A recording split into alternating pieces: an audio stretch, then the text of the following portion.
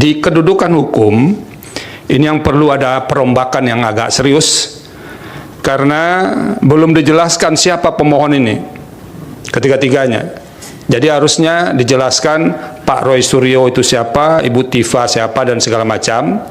Lalu apa sih problem konstitusional yang dihadapinya berkaitan dengan norma ini, dan itu belum jelas. Jadi, dan itu harus disertakan bukti. Jadi kalau diceritakan orang ini begini, begini dan segala macamnya, tidak ada buktinya, nah kan tidak kuat. Kan kami tidak bisa membenarkan sesuatu yang tidak dibuktikan. Oleh karena itu, jelaskan, kalau tadi dikatakan orang ini disangkakan dengan menggunakan pasal ini, itu penetapan sebagai tersangkanya dijadikan sebagai bukti untuk masing-masing pemohon ini. Nah, baru setelah itu Pak Refli jelaskan apa hubungan kausal antara peristiwa yang terjadi untuk menjelaskan kasus konkretnya itu dengan berlakunya norma itu yang dimohonkan pengujian itu, sehingga nanti memenuhi prinsip kausal verban. Jadi ada hubungan sebab akibat antara berlakunya norma yang dimohonkan pengujian dengan kerugian atau setidak-tidaknya anggapan kerugian hak konstitusional yang dialami oleh pemohon.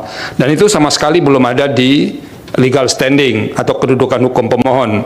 Jadi baru hanya sebatas menyebutkan pasal-pasal, lalu tidak ada elaborasi apa kaitannya pasal ini dengan ketiga pemohon ini untuk membuktikan kausal verbannya. Tadi lisan dijelaskan Pak Refli, jadi kalau lisan kan tidak bisa kita nilai ini Pak Refli, jadi harus dicantumkan di sini, dan itu yang harus ditambahkan. Nanti kan Pak Salman juga nanti akan banyak mengerjakannya ini. Yang ketiga, pokok permohonan atau alasan-alasan permohonan. Ada, kalau dari catatan saya itu ada beberapa norma yang diuji. Nah, yang harus ditambahkan, kalau mau ditambahkan, ini cuma penasehatan, boleh diikuti, boleh tidak. Pertama dulu menjelaskan mengapa masih menggunakan KUHP lama itu. Nah, karena begini Pak Refli, di KUHP baru, KUHP nasional ini, kan ada di sini disebut di pasal 618, nanti bisa dilihat. Pada saat undang-undang ini mulai berlaku, tindak pidana yang sedang dalam proses peradilan menggunakan ketentuan undang-undang ini, kecuali undang-undang yang mengatur tindak pidana tersebut lebih menguntungkan bagi tersangka atau terdakwa. Nah itu, tolong jelaskan kenapa masih menggunakan norma ini. Satu. Yang kedua, pasal 310 itu kan sudah pernah dinilai konstitusionalitasnya oleh Mahkamah Konstitusi. Nah, nanti tolong dicari putusan-putusan Mahkamah Konstitusi yang berkaitan dengan norma yang ada dalam Kitab Undang-Undang Hukum Pidana yang pernah diputus oleh Mahkamah Konstitusi. Apa masih bisa diteruskan menggunakan pasal ini atau tidak? Atau jangan-jangan ini bukan soal norma, kalau yang menyangkut pasal yang ada dalam pidana lama, ini soal praktek atau implementasi norma. Nah, itu yang harus dijelaskan. Nah, yang ketiga, yang belum bisa ditemukan secara clear, uraian yang lebih jelas, mengapa norma-norma yang diuji atau yang diuji konstitusionalitasnya ini bertentangan dengan pasal 28D ayat 1, pasal 28E ayat 3, dan pasal 28F. Dalam permohonan ini kami harus akui, tiga pasal konstitusi itu disebutkan, tapi belum ada uraian mengapa dia bertentangan dengan pasal dalam konstitusi itu. Jadi Pak Refli misalnya, pasal 28D, setiap orang berhak atas pengakuan, jaminan, perlindungan, dan kepastian hukum yang adil, serta perlakuan yang sama di hadapan hukum. Apakah semua komponen dalam norma pasal 28D ayat 1 ini harus digunakan, atau jangan-jangan bagian-bagian tertentu saja? Dan itu yang harus dijelaskan kepada mahkamah. Sehingga kami nanti bisa menilai benar atau tidak norma atau pasal-pasal dalam KUHP dan yang lain itu bertentangan dengan Undang-Undang Dasar 1945 atau tidak. Jadi argumentasi yang dijelaskan itu yang akan kami nilai. Jadi kalau argumentasinya tidak kuat, ya nanti tidak beralasan menurut hukum. Jangan dikira tidak ada problem misalnya, tapi memang argumentasinya itu yang tidak kuat. Karena jangan memaksa mahkamah untuk mencarikan argumentasi, enggak. pekerjaan kami adalah menilai argumentasi yang diajukan oleh pemohon mengapa ini bertentangan dengan Undang-Undang Dasar 1945. Dan dari norma-norma itu sebetulnya hanya baru menempelkan pasal konstitusi, belum menguraikan pertentangan itu. Ini karena ini yang saya hadapi ini doktor konstitusi, jadi saya challenge juga ini kuasa hukumnya untuk menjelaskan ini kenapa dia dikatakan bertentangan, Pak Refli. Nah itu tolong nanti dijelaskan karena yang beberapanya itu sudah pernah diputus oleh Mahkamah Konstitusi. Dan terakhir ini perlu disampaikan kepada pemohon. Ini di petitum nomor 8 ya.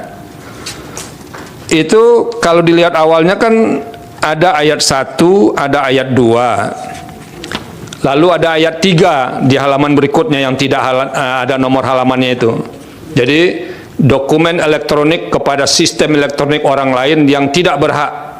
Titik 3. Nah, saya ini jadi heran. 3 ini kemana sangkutannya ini, Pak Refli? Ya kan? Apakah ini salah ketik atau bagaimana? Karena tidak ada poin angka 3 itu.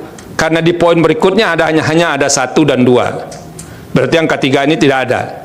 Nah, itu tolong diperhatikan. Yang kedua, masih berkaitan dengan petitum ini, saya menyarankan supaya karena ada 2 norma di sini dipisah saja Pak Refli.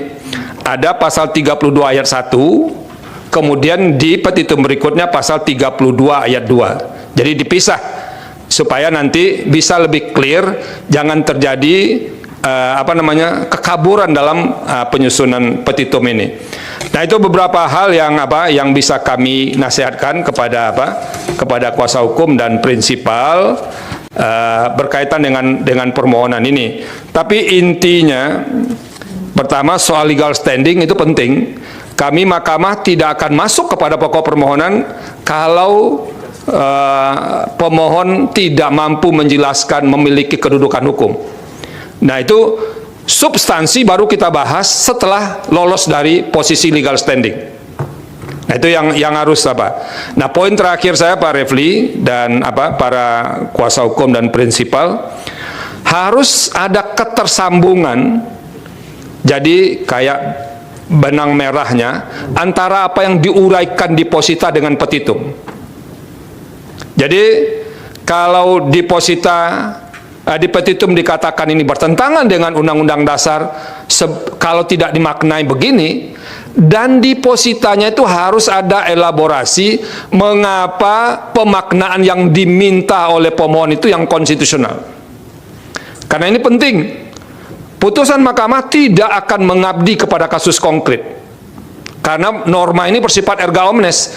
Kalau mengabdi kepada kasus konkret, nanti kasus konkret pemohon A terjawab, tapi untuk kebutuhan hukum lain nanti tidak bisa digunakan. Dan itu akan menimbulkan ketidakpastian hukum. Oleh karena itu, harus clear ini dijelaskan. Kalaupun kasus konkretnya dapat untung dari pemaknaan itu tidak akan menghambat kasus-kasus lain yang termasuk kepada prinsip erga omnes dalam sebuah norma hukum, terutama undang-undang. Nah, itu harus kelihatan, Pak Refli. Jangan kasus ini bisa dijawab, tapi kasus lain tadi tidak bisa diselesaikan setelah ada pemaknaan itu.